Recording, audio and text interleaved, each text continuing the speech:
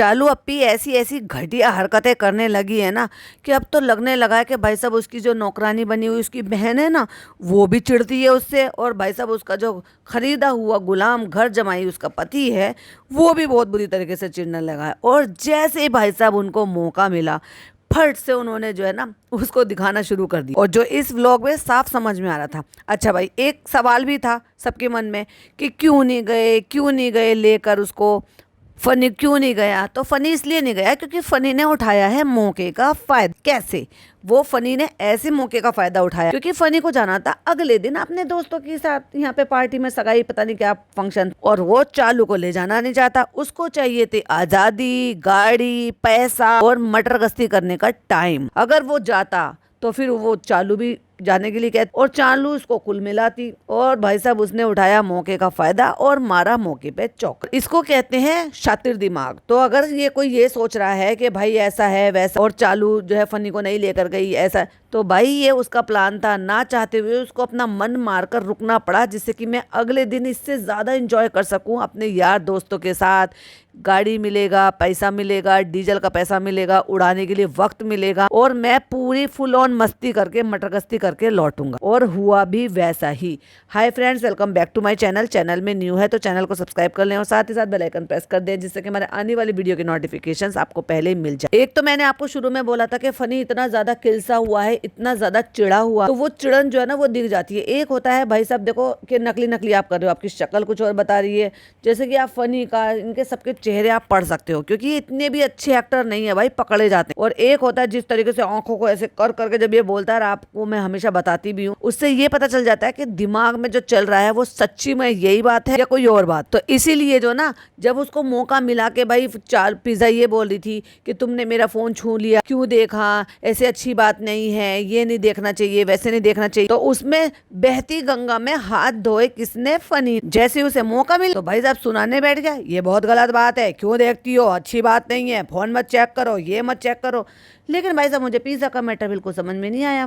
इतनी over acting क्यों की उसने, या इतना ओवर रिएक्ट क्यों किया? कुछ तो बात होगी भाई साहब जो ओवर रिएक्ट किया है। सिर्फ अपना सरप्राइज जो है वो स्पॉइल हो गया, उसका तो नहीं था भाई साहब इतना। वरना इसकी इतनी तो नहीं है कि ये इतना मुंह सड़ा के बैठे, क्योंकि फेस जो है ना वो बहुत कुछ बयान कर देता है और कर भी रहा। तो खैर एक तो ये चीज है। तो उस पे अब क्या लगता है इसको कि चालू जो है जो वो अपना पंजा कसकर रखती है ना इन सब, तो भाई साहब और कब तक कोई बर्दाश्त करेगा? कभी तो घुटन होगी और कभी तो फ्रस्ट्रेशन होगी। तो वही मुझे कहीं ना कहीं जो है ना फनी के फ्रस्ट्रेशन बाहर निकलते हुए, जैसे वो भागता है, जैसे कि उसको लगता है भले ज्यादा दिन तो उसका भी मन नहीं लगता अपने मायके जाकर, लेकिन जब वो जाता है ना तो वो बाहर टिकता है, अपने दोस्तों के साथ टाइम स्पेंड करता है कि बस जिस पैसे के लिए, जिस मौज मस्ती के लिए, जिस ऐश और आराम के लिए उसने ये शादी करी है और यहाँ पे गुलामी पसंद करी है, वही उसको मिलता नहीं है, उसी पे पंजा कसा रहता है। तो भैया हर किसी को तो घुटन होगी ना। फिर जब वो घुटन जो ना एकदम बस्ट होके बाहर आती है ना भाई साहब, उसी का नतीजा होता है कि जब लोगों के रिश्ते टूटते हैं और फिर वो अलग हो जाते हैं। तो वो भी हमें दिखाई दिया। अभी मेरा उसका सेकंड पार्ट जो है वो बाकी है, वो मे भी शायद आपको कल मॉर्निंग में मिल जाए रिव्यू का, क्योंकि आज मैं बिजी भी थी और थोड़ी लेजी भी थी, थोड़े लेजी मूड में थी। भैया मेरी तो अपने मूड की बात है, मन आएगा तो 4 बना लूंगी, मन आएगा तो 2 बना लूंगी, और मन नहीं आएगा तो कभी 1 भी नहीं बनाऊंगी, और मन आएगा तो हो सकता है 10 भी बना लूं किसी दिन इतनी एनर्जी हो तो। वही मैं ये सोच रही थी कि अम्मा इतने दिन से यहाँ पर आके पड़ी हुई हैं। पहले दिन हमें अम्मा दिखाई दे गई जनाब के व्लॉग, उसके बाद ये चालू यहाँ पे व्लॉगिंग सारे दिन करती रहती, पूरा दिन यही भसड़ मचा के रखती है। एक सिंगल टाइम भी हमें जो है अम्मी ने, मुझे मम्मी से ज्यादा प्यार किए करने वाली जो बहू रानी है वो नीचे नहीं आती ना। जनाब आते छोड़ दिया भाई, नीचे आना ही छोड़ दिया अपनी माँ के पास। अब आते नहीं है, बैठते नहीं है। तुम्हें किसी ने मना करा अपना कंटेंट बनाने के लिए? पहले भी तो बनाते थे, कौन क्या ही रोक लेगा भैया। कोई किस एंगल से शूट करता है? जब तुम बर्थडे सेलिब्रेट करते हो, एनिवर्सरी सेलिब्रेट करते हो, तब भी तो तुम अलग अलग एंगल से शूट करते हो ना। रमजान के टाइम भी तो तुम अलग अलग एंगल से शूट करते हो ना, तो तब भी कर लो। लेकिन ये दिखाता है इन सारी चीजों को कि भाई अब उनको इतनी ज्यादा जो है इंटरेस्ट इन सारी चीजों में रहा नहीं। तो मैडम को तो इंटरेस्ट अपने बच्चे से जो है झाड़ू पोछा लगवाने में, और जनाब को है सोफा तोड़ने में और इंस्टाग्राम चलाने में। भाई बहन बस सारे दिन फ्री पड़े रहते हैं और पूरा दिन काम नहीं, धंधा नहीं, कुछ नहीं, और थक जाते हैं और पड़े पड़े बस इंस्टाग्राम चलाते हैं, हर किसी की रील जो ना एक दूसरी तीसरी रील। अब तो मैंने जनाब को अनफॉलो कर दिया। कुछ टाइम पहले तक मेरे फॉलो लिस्ट में थे, तो मुझे दिख जाता था कि कौन किस किस की रील को लाइक कर रहा है। और चालू तो भाई साहब पता नहीं कितनी रीलें लाइक करती रहती। ऐसी ऐसी रील भी जो माँ बाप के लिए गलत बोल रहे हैं, ऐसी ऐसी रील भी जो रिश्तेदारों के लिए गलत बोल रहे हैं, ऐसी ऐसी रील भी जो पति सास के चक्कर में कोई बात होती है ना, सास बहू का जो ऐसी बातें होती है उसके लिए भी, वो भी जब वो इतना झुक चुकी है आज की डेट में कि खुद की माँ मरने के बाद भी अपने बहू बेटों के लिए सामान भेज रही है, उनकी पसंद का खाना पीना बना रही है, पार्टी कर रही है भाई साहब, तब भी। लेकिन फिर भी सास तो सास है, फिर भी भाई साहब उनको कहीं ना कहीं आस रहती है कि चलो मैं अपने मन की भड़ास कहीं तो निकाल लूँ। तो भाई साहब वो मन की भड़ास निकाल लेती हैं कहीं पर भी, रिश्तेदारी में, मोहल्ले में, कहीं पर भी जा तो बहुत सारी बातें होती हैं जो इसकी सास इधर से उधर आज भी करती हैं। क्योंकि वही वाली बात है, अभी ये कोई इतनी कोई दूध की धुली तो है नहीं, अभी तो बहुत सारी चीजों की तो होंगी उनको परेशानियां। इन सारी चीजों की अलग बात है कि पैसा दे रहा है तो अलग बात बेटा, लेकिन है तो नालायक ही ना बेटा। लेकिन मैं ये सोच रही थी, मैंने कहा मैडम जनाब क्यों नहीं आ रही? नहीं, पहले तो इनकी जैसी व्लॉगिंग चलती रहती थी तो ऑल्टरनेट डे पर इनके व्लॉग आते थे, दोनों मैडम जनाब के भी, तो दोनों अलग अलग अपना कैमरा लेकर पहुंच जाते थे, ये करा वो करा। अब अम्मी ऊपर जाती हैं, कभी चली जाती हैं, कभी दिख जाती हैं, वो भी जब दिखती हैं जब उनका खुद का कैमरा उठता है। तो मतलब अब ऐसे रिश्ते हो गए हैं। एक कहते हैं ना कि शादी के बाद के रिश्ते बदल जाते हैं, ना भैया, इनका तो जब चालू की शादी हुई और वो अपने पति को लेकर यहाँ पर आई और उसने जो इनके रिश्तों में आग लगाई और इसको पहले भड़काते थे, अब तब तो चालू की मजबूरी, तब तो चालू कुछ कह नहीं सकती थी क्योंकि उसको वहीं रहना था। अपना पैसा बूंद बूंद करके भाई साहब बैंक भर लिया। बूंद बूंद करके तो नहीं भरूंगी भाई, टंकी खोल खोल के भाई साहब इसने अपना बैंक भर लिया। और भाई भाभी के पैसे पे भाई साहब अपने आप को पाल रही, सारी ख्वाहिश सब चीज पूरी हो रही थी और भाई भाभी की चुगलियां लगा रही थी। यहाँ से वहां बात गई, फिर उनके मुंह से किसी और के मुंह पे गई, फिर उनके मुंह से किसी और के मुंह पे गई। और इसको कहते हैं होठो निकली कोठो चढ़ी। किसने सुनी है कहावत? जल्दी से बताओ। और बेशर्म इतनी है, माँ नमाज पढ़ रही है और जो पिज्जा के साथ कर रही है ना, अम्मी अम्मी, मतलब तुम नमाज में खलल डाल रही हो, हैं?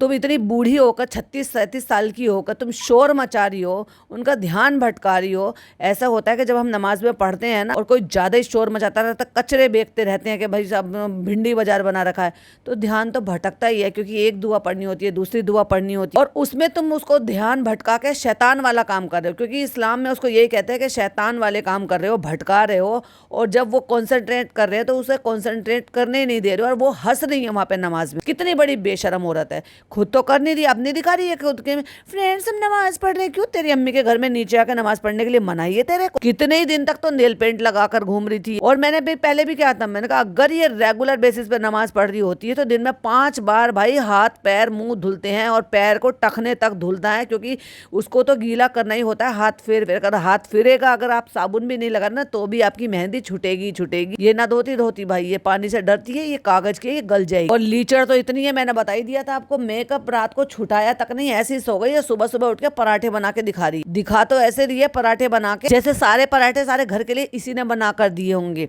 वो सारे के सारे पिज़्ज़ा ने बनाए हैं और पिज़्ज़ा आ गई है वहाँ से बना के खिलाने के लिए। और हाँ, हमने क्या देखा भाई, अंडा और पराठा, वो रू बेबी को भी खिला रही थी और हैदर को भी खिला रही थी। ओहो, अभी तक तो उसको नमक वमक कुछ नहीं दे रहे थे और अब उसको अंडा पराठा भी खिलाने लगे। ओहो, बेचारे के दांत तो आए नहीं है, वो चबाएगा।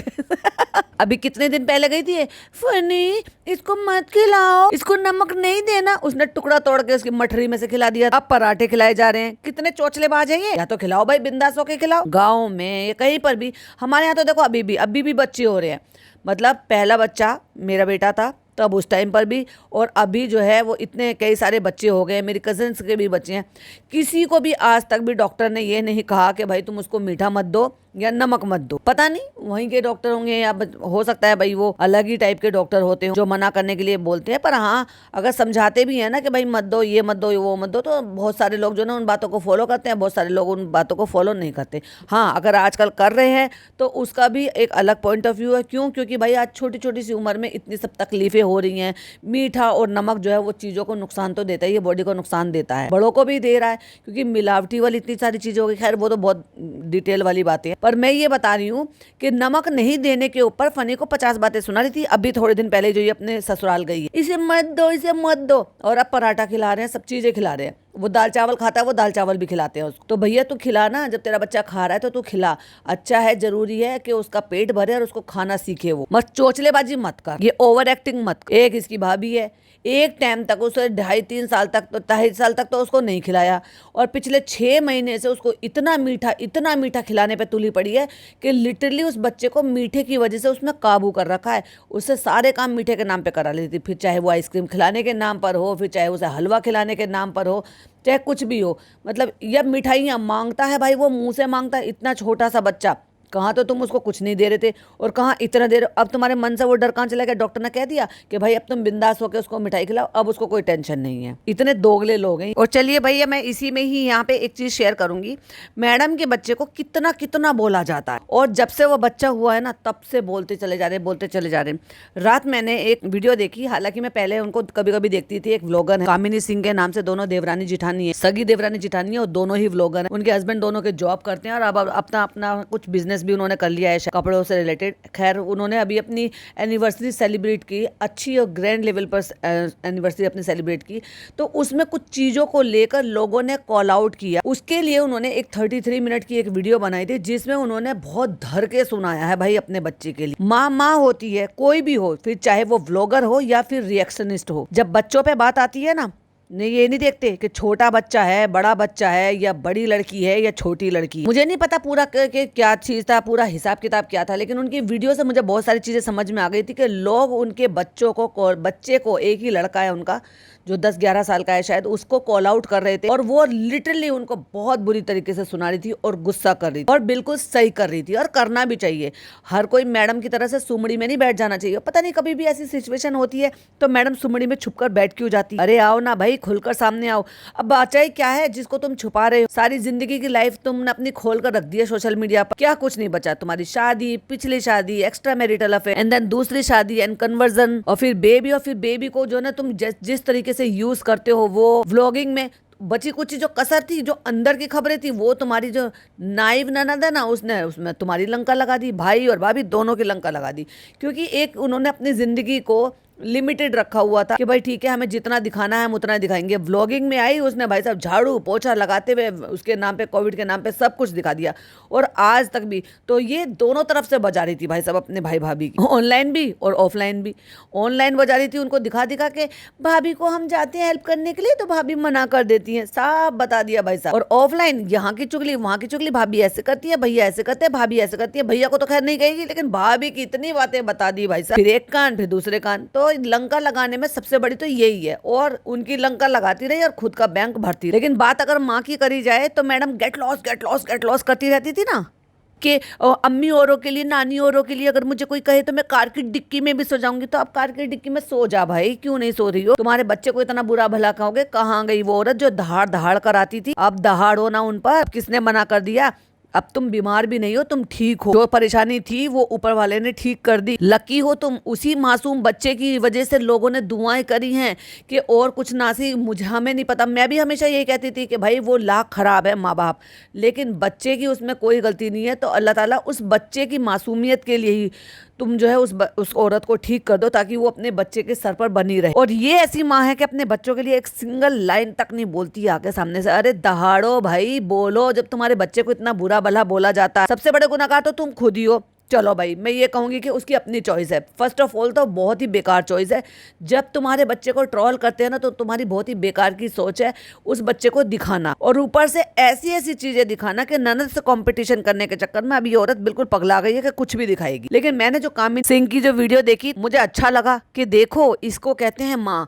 ठीक है, तुम हमारे कंटेंट पे बात करो या कुछ भी बात करो, बच्चों को अननेसेसरली घसीटना और लेकर आना बहुत गलत बात है भाई साहब, बहुत गलत बात। छोड़ना नहीं चाहिए बिल्कुल। मेरे साथ भी हुआ था, लोग कर भी रहे, अभी भी कर रहे, लेकिन थोड़ा सेफ चल के। और मुझे ये समझ में नहीं आ रहा, अभी देख लो देवलीना को देख लो, उसके बच्चे को लेकर आए थे बीच में, या बच्चे के ऊपर बात करी थी। भाई साहब उस औरत ने जो भी उससे बन पड़ा वो सब कुछ उसने की, और वो रंग लाया भी भाई साहब। एक ये मैडम है, पता नहीं क्या बेचारा बैठी रहती है, उस बेचारे बच्चे को दिखाती रहती है और उसको पूरा ये ट्रोल कराने का पूरा जिम्मा जो है माँ बाप के सर पे जा। तुम अपने बच्चे को जिस कंडीशन में जैसे दिखाओगे ना, जैसे तुम दिखाओगे, तुम्हारे फ्रेम से जो चीजें बाहर जा रही उसी से ही लोग उसको जज कर रहे हैं और अपना गंदा दिमाग चला रहे हैं। खैर मैं इंतजार करूंगी कि मैडम के वो जो दहाड़ने वाले हैं वो कब उनके जो वो एक्टिव होंगे, जो उनके अंदर कीड़े हैं वो भी हैं या मर गए हैं। अरे अपने बच्चे के लिए तो कम से कम उन कीड़े को जिंदा कर लो और खुद में भी थोड़ा सा सुधार लेकर आओ। एनीवे आज के लिए बस इतना ही। वीडियो पसंद आए तो लाइक शेयर कीजिएगा, चैनल पे पहली बार आए तो सब्सक्राइब कीजिएगा। फिर मिलती है को नई वीडियो के साथ। टिल देन बाय बाय, अल्लाह हाफिज, टेक केयर।